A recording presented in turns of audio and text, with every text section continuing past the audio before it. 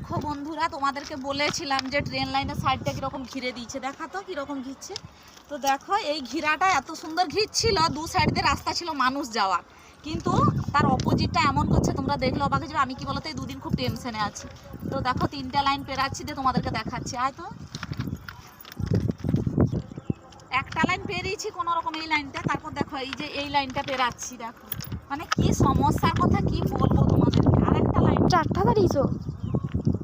2টা লাইন পেরিয়ে গেছি। তো দেখো 3টে লাইন, সব জায়গায় এখন 3টে লাইন, তোমরা তো ভালোভাবে জানো। কিন্তু কি সমস্যা দেখো, কিরকম ঘিরছে দেখো। লোকগুলার কি একটু দয়া মায়াও নাই, কিছু নাই।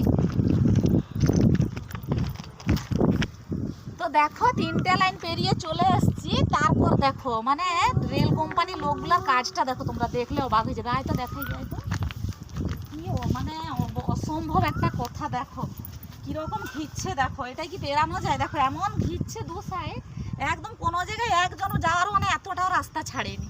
কিরকম পেরাবো, কালকে বিকালে পেরিয়েছি তো দেখে একদম মানে কি বলতো অবস্থা খারাপ, আমি পেরাতে পারছি না। তো লোকগুলা দেখো, বুড়িগুলা পেরাচ্ছে দেখো এরকম নাকি এটাই উঠে। ও বাবা, অনেকে আবার এইরকম পা দিয়ে পেরাচ্ছে। ওই আমি কিরকম পেরাইবো রে? সেরকম পেরিয়ে যাও। সেরকম পেরাইবো? হ্যাঁ। পারবো নি, পরে পেরাইবো।